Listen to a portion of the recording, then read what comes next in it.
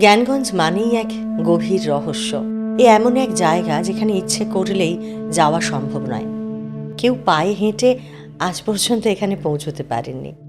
একমাত্র জ্ঞানগঞ্জ যদি চায় তাহলেই এখানে আসা যায়। আর জ্ঞানগঞ্জের চাওয়া মানে তো জ্ঞানগঞ্জের গুরু মহাতপার ইচ্ছা। কে এই মহাতপা? কবে তার আবির্ভাব হয়েছে? তার আসল পরিচয় কি? সেই প্রশ্নের উত্তর দিয়েই শুরু করব আজকের পর্ব। আপনারা শুনছেন জ্ঞানগঞ্জ, এক রহস্যের নাম। নিবেদনে প্যাস্টেল এন্টারটেনমেন্ট। রহস্যময় জ্ঞানগঞ্জের মহাগুরু কে? আমরা আদিগুরু শঙ্করাচার্যের কথা জানি, কিন্তু জানেন কি যোগবিশ্বের পরম গুরুর নাম কি? তিনি হলেন জ্ঞানগঞ্জের মহাগুরু মহাতপা।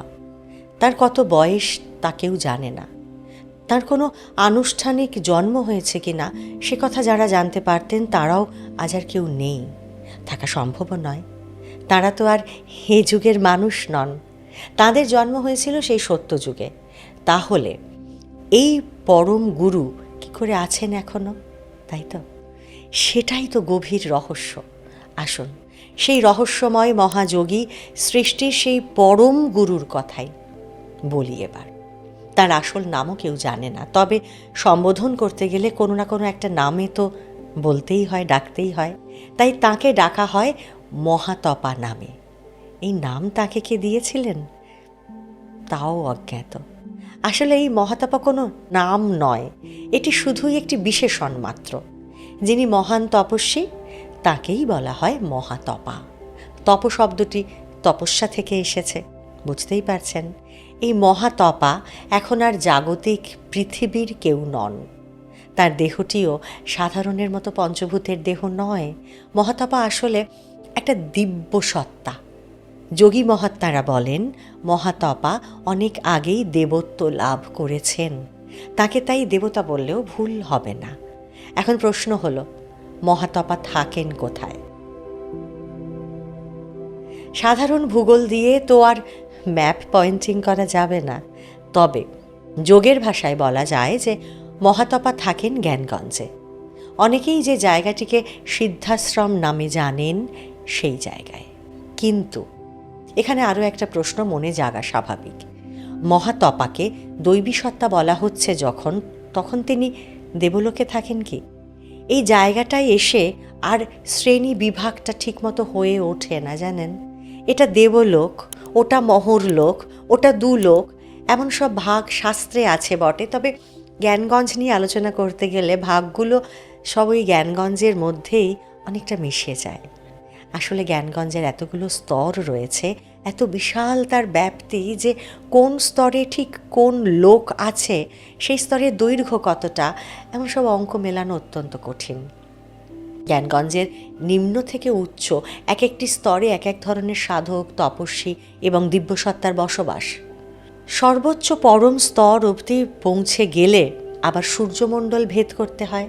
সুতরাং বুঝতেই পারছেন, শুধুমাত্র তিব্বতের একটা অংশ বলে দাগিয়ে দেওয়া জায়গাটিই যে জ্ঞানগঞ্জ তাও কিন্তু নয়। তাহলে জ্ঞানগঞ্জ কি? তাই তো, এই ভূমির রহস্য মাত্র দু চার কথায় বলে বোঝানো সম্ভব নয়। সংক্ষেপে শুধু এটুকু বলা যায় যে এই জ্ঞানগঞ্জ থেকেই সৃষ্টির যোগ, সাধনা, মানবতা এবং সর্বপ্রকার সিদ্ধি নিয়ন্ত্রণ করা হয়। মানব জগতের রক্ষক এবং গুরুর ভূমিকায় রয়েছে জ্ঞানগঞ্জ। মহাত্মা এবং সিদ্ধ সাধকরা সেখানে থাকেন এবং দরকারে সেখান থেকে বিভিন্ন জায়গায় তারা যাতায়াত করেন। এই যাতায়াতের সবটাই কিন্তু যোগের পথে। যে কোনো সময় মনের ইচ্ছেকে সম্বল করে তারা যে কোনো জায়গায় চলে যেতে পারেন। কখনো বা শূন্য পথে চলে যেতে পারেন, কখনো বা অদৃশ্যে কোথাও পৌঁছে যান। মহাতপা হলেন এই জ্ঞানগঞ্জের পরম গুরু। অনেকে বলেন তাঁরই যোগবিভূতি এবং সাধনায় এই জ্ঞানগঞ্জ তৈরি হয়েছে। তার ইচ্ছা আর তার অনুমতি ছাড়া সেখানকার কিচ্ছু চলে না। মহাতপার কত বয়স কেউ জানে না। জনশ্রুতি হল যোগেশ্বর শ্রীকৃষ্ণের নির্দেশে তিনি ধ্যানমগ্ন হয়েছিলেন। সেই ধ্যানমগ্ন শরীর থেকে যে শক্তি আর তেজ বিকিরিত হয়েছে, সেই শক্তি থেকেই এই চির রহস্যাবৃত ভূমির জন্ম হয়েছে। অর্থাৎ জ্ঞানগঞ্জকে পরম গুরু মহাতপার চিন্ময় সত্তার অংশ বললেও ভুল বলা হবে না। মহাতপার আরও একটা অনন্য বিভূতি আছে বলে শোনা যায়। তিনি যেখান দিয়ে যাবেন সেখানেই পথ তৈরি হতে থাকবে। শোনা যায় নানান প্রত্যন্ত এলাকার পথ তার থেকেই সৃষ্টি হয়েছে। এর আরও একটি অর্থ হতে পারে জানেন, এই মহাতপর সাধনার ফলেই হয়তো অনেক পথ, অনেক মার্গ তৈরি হয়েছে। সেই সব মার্গে যারা সাধনা করেন তারা আসলে এই মহাতপারই শিষ্য। এই যোগগুরু মহাতপার কিন্তু আরও একটি আশ্চর্য ক্ষমতা আছে। কুরুক্ষেত্রে গীতা বলার সময় যে ক্ষমতা মাত্র একবার প্রয়োগ করেছিলেন শ্রীকৃষ্ণ স্বয়ং, সেই ক্ষমতাই এবার এই জ্ঞানগঞ্জে প্রয়োগ করেছেন মহাগুরু মহাতপা। সেই ক্ষমতা কি, সেই কথাই তো বলবো এবার। তবে তার আগে আমাকেও তো একটু মনে করিয়ে দিতে হবে আপনাদের অন্য আর একটা বিষয়ের কথা। সেটা হলো, চ্যানেলটা সাবস্ক্রাইব করেছেন তো? না করলে এই কাজটা, ছোট্ট কাজটা একটু করে নিন প্লিজ, নয়তো আমরা কেউ কাউকে খুঁজে পাবো না। যেটা বলছিলাম, আবারও ফিরে আসি সেই আলোচনায়। মহাতপা কে, কি তার শক্তি? হ্যাঁ, শোনা যায় যে মহাতপা চেয়েছেন বলেই পিতামহ ভীষ্ম, কৃপাচার্য, বশিষ্ঠ সকলেই নাকি এই জ্ঞানগঞ্জে আছেন। কিন্তু কিভাবে আছেন সেই কথাই এবার শোনাই। তবে জ্ঞানগঞ্জের সর্বত্র ছড়িয়ে আছেন মহাতপা, না দেহে নয় বরং অতীন্দ্রিয়ভাবে ছড়িয়ে আছেন তিনি। সেখানে যা যা ঘটে সবই যে আসলে তাঁর ইচ্ছেতেই ঘটে, সে কথা তো আমরা আগেই শুনেছি। যদিও জ্ঞানগঞ্জের শক্তি বা মহাতপার শক্তি বলতে ঠিক কি বোঝায় সাধারণ বুদ্ধিতে তার কোনো পরিমাপ হবে না। মহাতপা যে জায়গাটিতে ধ্যান করতেন সেই জায়গাটি মহাতপা বিল নামে পরিচিত। শোনা যায় বিশ্বের শ্রেষ্ঠ কয়েকজন যোগী আজও সেখানে তপস্যা করছেন। না, তাঁরা সবসময় মানুষের বেশে থাকেন না, কীটপতঙ্গ, পাখি, এমনকি জলজ উদ্ভিদের রূপেও থাকেন তারা। ওই অবস্থাতেই যুগের পর যুগে তাঁরা ধ্যানমগ্ন রয়েছেন। এই যে মহাতপা বিল, এর এমনই প্রভাব যে একবার এখানে ধ্যান করলে কিংবা স্পর্শ করলে কালচক্র থেকে মুক্তি পাওয়া যায়। জন্ম, মৃত্যু, কর্ম, সংস্কার কোনোটাই আর সেই যোগীকে স্পর্শ করতে পারে না। সেই যোগী তখন স্থান আর কালের আবর্ত থেকে মুক্তি লাভ করেন। তাই মহাতপা বিলে নিজেদের আকণ্ঠ ডুবিয়ে রেখে যুগ যুগ ধরে সমাধিমগ্ন রয়েছেন যাঁরা, তাঁদের সকলেরই একটাই উদ্দেশ্য, বিশ্বের কল্যাণ, সৃষ্টির কল্যাণ। এবার ভাবছেন তো যে এই যে এত যুগ যুগান্ত ধরে জ্ঞানগঞ্জে সাধনা করছেন যারা, তারা বয়সের ভারে নুয়ে পড়েননি? না, পড়েননি। জ্ঞানগঞ্জের মহাগুরু মহাতপা এমন এক শক্তি এখানে প্রয়োগ করছেন যা কুরুক্ষেত্রের যুদ্ধে একবার মাত্র প্রয়োগ করেছিলেন শ্রীকৃষ্ণ স্বয়ং। কি সেই শক্তি? সময়কে থামিয়ে দেওয়ার শক্তি। এখানে কালচক্র প্রবেশ করতে পারে না। কুরুক্ষেত্রের যুদ্ধের আগে বিষণ্ণ অর্জুনকে যখন গীতা বলছেন শ্রীকৃষ্ণ, তখন সেখানে থেমে গিয়েছিল সময়। তা না হলে আপনিই বলুন না, এত দীর্ঘ কথোপকথন যুদ্ধক্ষেত্রের মধ্যে দাঁড়িয়ে তাদের পক্ষে কি সম্ভব হতো ওটা চালিয়ে নিয়ে যাওয়া এত লম্বা একটা সময় ধরে?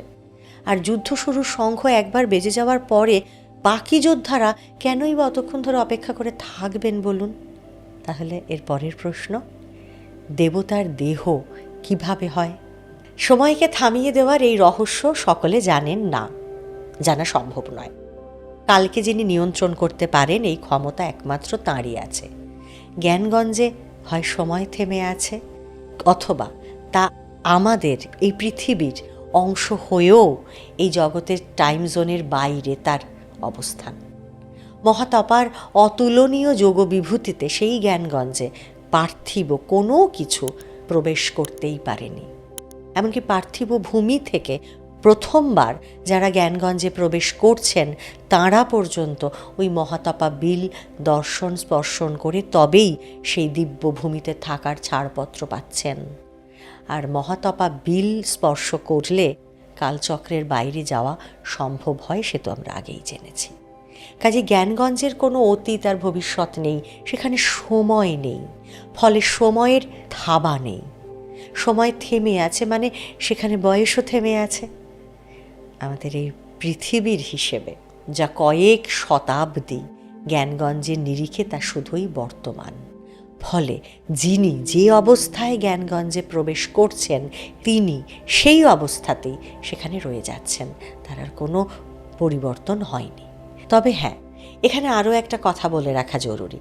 জ্ঞানগঞ্জের অনেকগুলো স্তরের কথা বলেছিলাম না শুরুতেই? কোনো কোনো স্তরের সাধক তপস্বীদের সাধনা করতে করতে নিজেদের দেহই একেবারে চিন্ময় হয়ে গেছে।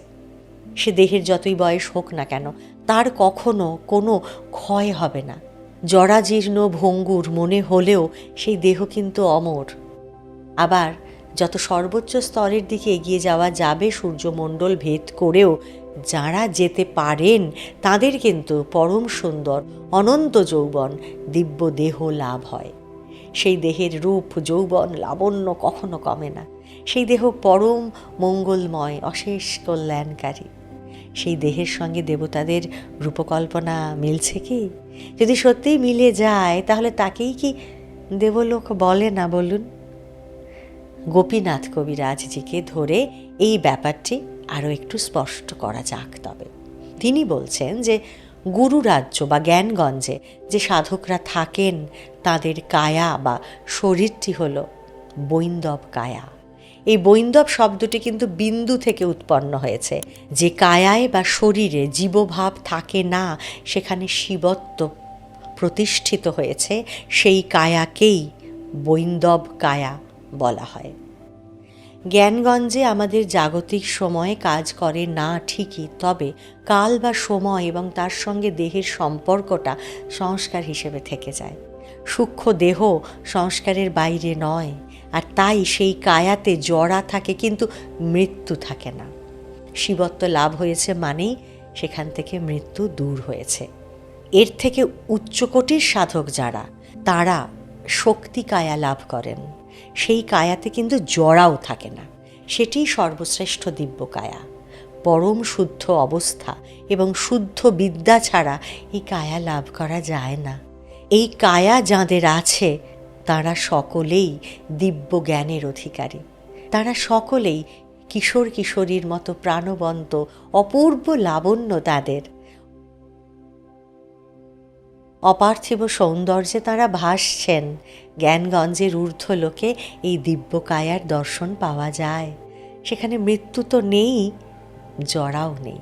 আচ্ছা বলুন তো, ক্যালেন্ডারে দেখা দেবদেবীদের ছবির সঙ্গে এই অবস্থাটা মিলে যাচ্ছে না একেবারে? আমাদের পার্থিব ভূমির চেনা কালো চক্র কিন্তু এই জ্ঞানগঞ্জকে স্পর্শ করে না, সে কথা আগেই বললাম। এমনকি সেখানে পায়ের নিচে আমাদের পৃথিবীর মতো শক্ত মাটি কিংবা মাথার ওপর শূন্য আকাশও নেই। তার বদলে সেখানে ঠিক কী আছে সে কথা তো আমাদের জানতেই হবে। তবে জ্ঞানগঞ্জের এই গঠনের কথাই শুধু নয়, সেই সঙ্গে শুনব সেই একটিমাত্র মন্দিরের কথাও, যা নিজের হাতে প্রতিষ্ঠা করেছেন মহাতপা স্বয়ং। মন্দিরটি কার? কোন দেবতা আছেন সেই মন্দিরে? এই সমস্ত প্রশ্নের উত্তর নিয়েই আমি আবারও ফিরে আসছি আগামী সপ্তাহে, আগামী পর্বে, আগামী শুক্রবার। ততক্ষণ আমাদের সঙ্গে থাকুন আর শুনতে থাকুন pastel entertainment presence pastel spiritual. আপনারা আমার সকলের ভালো থাকার